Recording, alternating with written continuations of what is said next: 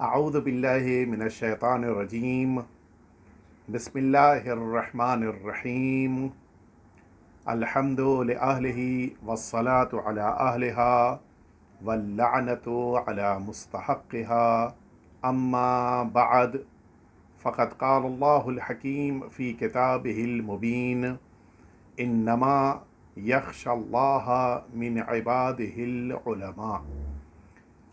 میرے محترم ناظرین کرام، ہم سب مسلسل جو گفتگو سن رہے ہیں اور جو گفتگو پیش کی جا رہی ہے وہ ان علماء سے متعلق ہے کہ جن علماء کے لیے پروردگار نے اس قرآن مجید میں یہ بات ارشاد فرمائی ہے کہ بس اور بس اللہ سے ڈرتے ہیں وہ افراد کہ جن کے دلوں میں علم پایا جاتا ہے، جن کے پاس علم کی دولت ہوتی ہے، ان کے پاس خشیت پروردگار، تقوی الہی اور خوف خدا پایا جاتا ہے۔ اسی لیے ہم ان واقعات اور ان داستانوں کے ذریعے سے علماء کی زندگیوں کو اپنے ناظرین کے سامنے پیش کر رہے ہیں، تاکہ ہم سب یہ محسوس کر سکیں کہ جب اہل بیت اطہار کا علم حاصل کر لینے کے بعد ان علماء کو یہ رتبہ اور درجہ ملا ہے، تو جن اہل بیت اطہار کا علم اتنا رتبہ رکھتا ہے، خود اہل بیت اطہار کا کیا رتبہ اور درجہ اور مرتبہ ہوگا۔ آج میں جس شخصیت کا تذکرہ کرنا چاہ رہا ہوں وہ اسی حوزہ علمیہ قم کے ایک بزرگ عالم دین کہ جن کی خدمت میں شرفیاب ہونے کا موقع اور سعادت حقیر کو بھی متعدد دفعہ میسر ہوئی ہے۔ آپ کا انتقال آج سے 23 سال پہلے سن 1418 ہجری قمری میں اسی قم مقدسہ میں ہوا تھا، اور بڑا جم غفیر تھا۔ آپ کے تشییع جنازہ میں جو مؤمنین چاہ رہے تھے کہ آپ کو کاندھا دیں اور آپ کو آپ کی آخری آرام گاہ تک پہنچائیں، وہ مجمع بے پناہ تھا، کثیر مجمع تھا۔ آپ کو میں متوجہ کرا دوں کہ آپ کی ذات گرامی آیت اللہ سید رضا بہاء الدینی علیہ الرحمت والرضوان بڑے جلیل القدر اور بہت بڑے عارف اپنے زمانے کے تھے، اور آپ کی زندگی لوگوں کے لیے ایک بہترین اور مثالی زندگی سمجھی جاتی تھی۔ تقوی اور پرہیزگاری تو اپنے عروج پر تھا کہ جس کی لوگ مثالیں دیا کرتے تھے، اور آپ اپنی زندگی میں سب سے زیادہ تاکید فرماتے تھے جس چیز کے لیے میں نے اس چیز کو ان کے گھر میں ان کے بچوں سے بھی جب دریافت کیا تو وہی چیز ان کے گھر میں بھی پائی جاتی تھی۔ ہم لوگ جس موقع کے اوپر ملاقات کے لیے کئی دفعہ جانا ہوا، جب پہلی دفعہ خدمت میں حاضر ہوئے تھے، اس موقع پر بھی آپ نے یہ تاکید فرمائی تھی کہ اپنی نمازوں کی پابندی کرنا۔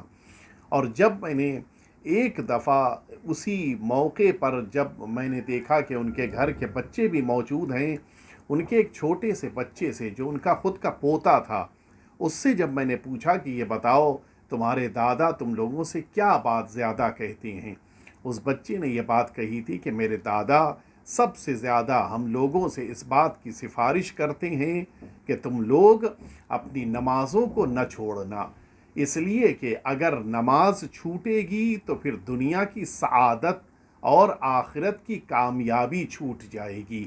اس کے معنی ہیں ہمیں بھی اپنی زندگیوں پر توجہ دینی چاہیے۔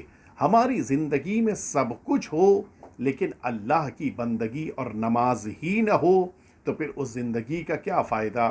لہٰذا جہاں ہماری زندگی میں تمام چیزوں کی اہمیت ہے، وہیں ہماری زندگی میں نماز کو بھی اہمیت حاصل ہونی چاہیے، اور نماز کو بھی تمام افراد اپنے اپنے گھروں میں اس نماز کو ضرور اقامہ کر رہے ہوں، پڑھ رہے ہوں۔ میں عرض کروں آپ کی زندگی میں آپ کی جو واقعاً پارسا زندگی تھی جس کی لوگ مثال پیش کرتے تھے، آپ کے ایک شاگرد کا بیان کہ میں محرم کے مہینے میں گیا تھا تبلیغ کرنے کے لیے کسی علاقے میں، اور جس موقع کے اوپر میں واپس آنے والا تھا مجھے اس گاؤں کے بزرگان نے مل کر کچھ رقم چندے کی شکل میں جمع کی تھی، اور صرف اس بنا پر کہ یہ سرکار سید الشہداء کا ذاکر ہے، خطیب ہے، لہٰذا مجھے ایک رقم میرے حوالے ایک لفافے میں رکھ کر کی تھی۔ اس ذمہ دار نے، جو گاؤں کا پرمکھ تھا، پردھان نے، اس نے یہ بتایا تھا کہ اس میں اتنی مقدار میں رقم ہے، صرف اس لیے کہ امام حسین کی اتنے دن تک مجلسیں پڑھیں، ہمارے دلوں میں امام حسین کو تم نے یاد دلایا، تمہاری بنا پہ ہم نے گریہ کیا، لہٰذا ہم یہ تمہاری خدمت میں پیش کر رہے ہیں۔ اگرچہ یہ رقم تمہاری محنت کے مقابل تمہارا محنتانہ یا اجرت نہیں ہے، بلکہ ہم جتنا کر سکتے تھے وہ ہدیہ دے رہے ہیں، اس لیے کہ مجلسوں کا اصل اجر تو وہ شہزادی عطا فرمائیں گی کہ جن کے بیٹے کا ماتم اور مجلس تم لوگ یا تم جیسے ذاکرین یا علماء کرتے ہیں۔ میں عرض کروں کہ یہ لفافہ لے کے وہ طالب علم، ظاہر ہے کہ علماء کا یہ ہمیشہ سے دستور رہا کہ کبھی بھی اس لفافے کو لے کر گنا نہیں انہوں نے۔ یہ آ گئے حوض علمیہ قم پہنچے، اپنے گھر، چونکہ ان کا اس زمانے میں طالب علمی کا دور تھا، قم میں گھر تھا اور بیوی بچے ان کے گھر میں مقیم تھے۔ انہوں نے یہ سوچا کہ میں اپنے گھر جاؤں، اس سے پہلے بہتر ہے کہ اتنے دنوں سے میں شہزادی قم سے دور تھا، پہلے چلوں شہزادی کی بارگاہ میں زیارت کروں اور پھر زیارت کے بعد اپنے گھر آؤں۔ یہ بھی اہل بیت اطہار کی ولایت کا اپنا ایک تقاضا ہے۔ سامان جو ان کے ہاتھ میں تھا اٹیچی کی شکل میں اس کو لیے ہوئے آئے، اور حرم کے باہر انہوں نے ایک جگہ کے اوپر سامان جہاں پہ رکھائے جاتے تھے سامان رکھوایا، اور اس کے بعد آئے شہزادی کی زیارت کی، زیارت کر کے واپس پلٹے اور پھر اپنے گھر آ گئے۔ ظاہر ہے کہ سب سے بڑی جو بچوں کی طرف سے امید ہوتی ہے وہ یہی ہوتی ہے کہ جب گھر باہر سے کوئی واپس آئے گا تو ہمارے لیے کچھ لائے گا۔ یہاں صورتحال یہ تھی کہ جب یہ گھر واپس پلٹے تو ان کی جیب میں وہ لفافہ نہیں ہے کہ جس لفافے کو اس علاقے میں مجلسیں پڑھنے کے بعد گاؤں کے پردھان اور پرمکھ نے دیا تھا۔ ہوا یہ تھا کہ شہزادی کی بارگاہ میں ایک شخص کھڑا ہوا فریاد کر رہا تھا کہ شہزادی میرے لیے بڑا سخت وقت ہے، میرے پاس کچھ بھی رقم نہیں ہے، آپ کچھ مدد فرمائیں۔ اس مرد مومن نے، اس عالم دین نے وہ لفافہ جو 10-12 دن کی محنت کے نتیجے میں ملا تھا، اس لفافے کو جیب سے نکال کر اس کے ہاتھ پہ رکھ دیا تھا کہ برادر تم اپنی ضرورت کو پورا کر لو، میری ضرورت بھی یقیناً پروردگار جب آئے گی تو اس موقع پہ اس کا انتظام کر دے گا۔ آپ کو تعجب ہوگا کہ اب یہ اپنے گھر آیا، اپنے بچوں سے یہ بات کہی نہیں پا رہا ہے کہ میں اس لفافے کو معصومہ کے حرم میں کسی ضرورت مند کو دے کے آ گیا ہوں۔ بہرحال کسی طرح سے بڑے اچھے انداز سے اس نے اپنے گھر میں اپنے بچوں کو سمجھایا، بات ختم ہو گئی۔ اگلے دن یہ اپنے استاد آیت اللہ سید رضا بہاؤالدینی علیہ الرحمت والرضوان سے جب ملاقات کرنے کے لیے پہنچے، تعجب ہوگا آپ کو، جیسے ہی یہ آگے بڑھے سلام کرنے کے بعد کہ مصافحہ کریں اور آقا کا ہاتھ چومیں، انہوں نے ہاتھ چومنے سے پہلے اپنی جیب میں ہاتھ ڈالا اور کچھ رقم نکالی اور نکال کر اپنے اس شاگرد کے ہاتھ پہ رکھا اور یہ جملہ فرمایا کہ کل جو رقم تم نے شہزادی کے حرم میں ضرورت مند کو دی تھی، آج وہ رقم مجھ سے واپس لے لو۔ آپ نے غور فرمایا؟ یعنی اس کے معنی ہے کہ اگر کوئی انسان دوسروں کی ضرورتوں میں کام آتا ہے تو پھر اہل بیت اطہار اس کا یہ عمل رائگاں نہیں جانے دیتے، بلکہ اس کو وہ رقم جو اس نے خرچ کی ہے اسے واپس ضرور مل جاتی ہے۔ آپ ذرا سوچیں، وہ رقم کہ جو 12 دن کی محنت کے نتیجے میں ملی تھی وہ رقم بابرکت تھی، لیکن اگر وہی رقم یہ استعمال کرتے تو برکت ہوتی۔ ایک ضرورت مند کے ضرورت میں بھی وہ کام آ گئی، لہٰذا اس مرد مومن کو ثواب بھی مل گیا، عالم دین کو اجر بھی مل گیا، اور وہ رقم جو خرچ ہونی تھی، اس کو خرچ کرنی تھی، وہ رقم اس کو واپس بھی مل گئی۔ اس کے معنی ہے کہ اگر انسان واقعی طور پر اللہ پر بھروسہ کرے تو اللہ اس کے سارے کام کو مکمل بھی کر دیتا ہے اور اس کی چیریٹیز کا مکمل اس کو اجر اور جزا بھی عطا کرتا ہے۔ اسی طرح سے میں عرض کروں ایک واقعہ اور آیت اللہ بہاؤدینی علیہ رحمت و رضوان کا، کہ آپ جس موقع کے اوپر تبلیغ کا، خود انہوں نے یہ واقعہ نقل کیا تھا کہ جس موقع پر تبلیغ کرنے کے لیے کسی ایک گاؤں میں تشریف لے گئے تھے، تو ان کا طریقہ کار اور دستور یہ تھا کہ صبح سے لے کر دوپہر تک مؤمنین کے درمیان بیٹھتے تھے، دوپہر کی نماز، اس کے بعد طعام، اور اس کے بعد پھر کچھ دیر آرام، پھر مغرب کی نماز مؤمنین کے درمیان پڑھتے تھے، اور پھر آپ ہر روز اس گاؤں کے بغل میں جو پہاڑ تھا اس پہاڑ پہ جا کر بیٹھ جاتے تھے اور رات وہاں پر عبادت میں بسر کرتے تھے، نماز صبح کے لیے واپس آتے تھے، پھر اس کے بعد کچھ دیر آرام کر کے پھر مومنین کے درمیان بیٹھ جاتے تھے۔ یہ طریقہ کار تھا۔ انہوں نے بیان کیا کہ جب پہلے دن وہ پہاڑ کی طرف جانے لگے تو انہوں نے گاؤں والوں سے کہا کہ میں مغربین کی نماز آج پہاڑ پہ پڑھوں گا، پہلا دن تھا۔ پورے گاؤں، اچھا گاؤں والوں کے لیے کوئی بڑا مسئلہ نہیں ہوتا، ان سب نے کہا کہ ٹھیک ہے، آج ہم بھی مغرب کی نماز پڑھنے آپ کے پیچھے پہاڑ کی بلندی پہ چلیں گے۔ پورا گاؤں نماز سے 1 گھنٹہ پہلے نکل پڑا اور یہ سب پہاڑ کی بلندی پر پہنچ گئے۔ مغربین کی نماز بڑے ہی خشوع اور خضوع کے ساتھ با جماعت ادا کی گئی۔ آیت اللہ بہاؤدینی نے نماز با جماعت پڑھائی۔ مؤمنین اس گاؤں کے بے پناہ خوش تھے کہ اتنا نیک سیرت، اتنا عمل کرنے والا عالم دین ہمارے درمیان ہے۔ یہ جب نماز ختم ہوئی تو اب مومنین اب ایک دوسرے کا چہرہ دیکھ رہے ہیں کہ اب نیچے واپس جانا ہے، ہر ایک کو اپنا گھر یاد آ رہا ہے۔ سب نے سوچنا شروع کیا کہ اب واپس چلیں، وہ سوچ رہا ہے کہ وہ جائیں تو میں اٹھوں، وہ سوچ رہا ہے کہ نہیں وہ اٹھ جائے تو میں اٹھوں، ہر ایک دوسرے کو سوچ رہا ہے کہ وہ پہلے آگے بڑھے۔ اچانک جب سارے گاؤں والے، اب ظاہر ہے کہ اب ان کو نیچے آنا تھا، گاؤں کے ذمہ داروں نے آ کر آغا سے کہا کہ آغا نماز ہو گئی، اب اجازت ہو تو ہم سب نیچے جائیں۔ کہا ہاں بالکل، کہ آپ بھی چلیے۔ کہا نہیں، یہ نہیں ہوگا، ہم تو یہاں رات اسی پہاڑ پر گزاریں گے۔ آیت اللہ بہاؤدینی کہتے ہیں کہ اس موقع پر گاؤں والے سب حیرت سے میرا منہ دیکھنے لگ گئے۔ آغا، آپ کی زندگی قیمتی ہے، آپ عالم ہیں، آپ اولاد پیغمبر ہیں، آپ کی زندگی کی قیمت زیادہ ہے، آپ کی حفاظت زیادہ ضروری ہے۔ پوچھا کیوں؟ کہا اس لیے کہ اس پہاڑ پر اور اس پہاڑ کے دامن میں گاؤں کے چاروں طرف بے پناہ ایسے جانور ہیں جو ہر رات آ کر ہمارے جانوروں کو کھا جاتے ہیں۔ بھیڑیے ہماری بھیڑوں کو، ہماری بکریوں کو، ہماری مرغیوں پہ حملہ کر کے ان سب کو کھا جاتے ہیں۔ یہ بڑے خطرناک اور وحشی قسم کے بھیڑیے ہیں۔ ہمیں بھی رات میں گاؤں میں کچھ لوگوں کو جاگ کر پہرا دینا پڑتا ہے تاکہ بھیڑیوں کے حملے سے ہم اپنے گاؤں کے گلے کو بچا سکیں اور ان جانوروں کی حفاظت کی جا سکے۔ آپ یہاں نہیں رک سکتے۔ آیت اللہ بہاؤدینی کہتے ہیں کہ تم لوگ جاؤ، صبح میں نماز سے پہلے آ جانا، اور پھر ہم لوگ نماز صبح کل یہیں پر پڑھیں گے۔ آئندہ نماز صبح گاؤں میں پڑھتے تھے، لیکن کہا نہیں، کل صبح آ کر تم سب نماز یہیں پر پڑھنا۔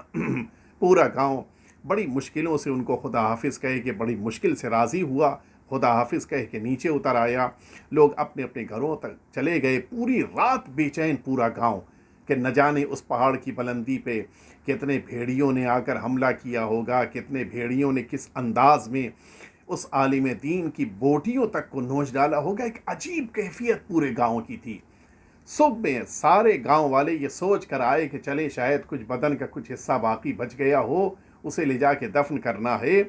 اب جب اس گاؤں والے نماز صبح سے پہلے پہاڑ کی بلندی پر آوازیں مچاتے ہوئے، شور مچاتے ہوئے، آوازیں بلند کرتے ہوئے روشنیاں لے کر پہنچے تاکہ اگر بھیڑیے ہوں ان کو دور کیا جا سکے، دیکھا آیت اللہ بہاؤدینی زمین پر بیٹھے ہوئے نماز پڑھ رہے ہیں اور ان کے چاروں طرف بھیڑیے ایک سرکل بنائے ہوئے دائرے کی شکل میں موجود ہیں اور وہ دور کھڑے ہوئے دیکھ رہے ہیں بس۔ جب یہ گاؤں والے پہنچے تو سارے بھیڑیے ان کے شور کی وجہ سے وہاں سے نکل بھاگے اور فرار کیا۔ گاؤں والوں نے کہا کہ آپ رات بھر، میں اس پیغام کو اس لیے پہنچانا چاہ رہا ہوں تاکہ ہمارے ذہن متوجہ ہو جائیں جو آیت اللہ بہاؤدینی کا جملہ ہے یہاں پر۔ گاؤں والوں نے کہا کہ آپ کیسے محفوظ رہ گئے؟ گاؤں میں آ کر ہمارے کچھ جوانوں نے حفاظت کی تھی، اس کے باوجود بھیڑیے نے آ کر حملہ کیا تھا اور ہمارے گاؤں کے نہ جانے کتنے ایسے भेड़ें हैं, बकरियां हैं कि जिन्हें उस भेड़ियों ने आके खा लिया, आपके ऊपर कैसे हमला नहीं किया। उस वक्त आयतुल्लाह बहाउद्दीनी ने एक जवाब दिया था। उन्होंने फरमाया था कि हैवानात को परवरदिगार ने साहिब इख्तियार नहीं बनाया है, इख्तियार इंसान के पास है। भेड़ियों के पास, शेर के पास, हाथी के पास, हैवानात के पास इख्तियार नहीं है। जब उनके पास इख्तियार नहीं है तो अब वो जितने काम भी करेंगे वो अल्लाह के हुक्म से अंजाम देंगे। अल्लाह के हुक्म के माना क्या है? यानी अल्लाह जिस काम के लिए राज़ी होगा उसी काम के लिए हैवानात को हुक्म होगा और वही काम ये हैवान अंजाम दे रहे हैं। अगर उन पर किसी इंसान का उस वक्त कंट्रोल और काबू न हो, मिसाल के तौर पे घोड़े पे अगर कोई इंसान बैठा है तो अब ये घोड़ा अपने ऊपर बैठे हुए इंसान के इख्तियार से चल रहा है, इसकी बात नहीं कर रहा हूँ मैं, वहाँ की बात कर रहा हूँ जहाँ पर इंसान अब का कोई इख्तियार हैवान पर ना हो और हैवान बग़ैर किसी इरादे के कोई काम अंजाम दे रहा हो, तो ये हुक्म परवरदिगार की बिना पर है। आयतुल्लाह बहाउद्दीनी का जुमला है कि अगर हुक्म परवरदिगार की बिना पर हैवानात सारे कामों को अंजाम देते हैं और बंदा अल्लाह की इताअत करता रहे तो फिर कभी भी हैवान उसे नुकसान नहीं पहुंचा सकता। लेकिन अगर उसने यानी इंसान ने अल्लाह की बंदगी को छोड़ दिया तो फिर हैवानात को अल्लाह का हुक्म होगा और हैवानात नुकसान पहुंचाएंगे। लिहाजा हैवानात से खौफज़दा होने के बजाय अल्लाह से लौ लगाई जाए। अगर अल्लाह से इंसान लौ लगाए, अल्लाह पर भरोसा रखे, अल्लाह की बंदगी करे, अल्लाह की इताअत करे, तो फिर दुनिया का कोई हैवान उसे नुकसान नहीं पहुंचा सकता। इससे ये बात समझ में आती, इन उलमा की यही बयानात, इन उलमा की ज़िंदगी का यही तरीक़ेकार। उन्होंने जैसा बताया कि वो हैवानात आए रात में मेरे चारों तरफ खड़े रहे, किसी एक ने भी नुकसान नहीं पहुंचाए। क्यों? इसलिए कि इज़्न परवरदिगार नहीं था, हुक्म परवरदिगार नहीं था। इन उलमा की ज़िंदगियाँ इसीलिए हमारे लिए अहमियत रखती हैं कि हम इन उलमा की ज़िंदगियों से दर्स हासिल करें और इन दर्स लेने के बाद उलमा से हम अपनी ज़िंदगियों को कामयाब से कामयाब और बेहतर से बेहतर बना सकें। आइए चलिए परवरदिगार की बारगाह में दुआ करें, परवरदिगार हम सब के आका और मौला के ज़ुहूर में ताजील फरमा। आज शब जुमा है, शब रहमत है। परवरदिगार तमाम मरहूमीन जो इस दुनिया से उड़ गए उन सब पे अपनी रहमतें नाजिल फरमा। बिलखुसूस आयतुल्लाह सैयद रज़ा बहाउद्दीनी अलैहि रहमत और रिज़वान के ऊपर परवरदिगार अपनी रहमतें नाजिल फरमा। परवरदिगार हम सब को आक़िबत बख़ैर फरमा और इन उलमा की नेक सीरत पर चलने की तौफ़ीक़ अता फरमा। व सल्लल्लाहु अला सय्यिदिना मुहम्मद व आलिहि तय्यबीन ताहिरीन।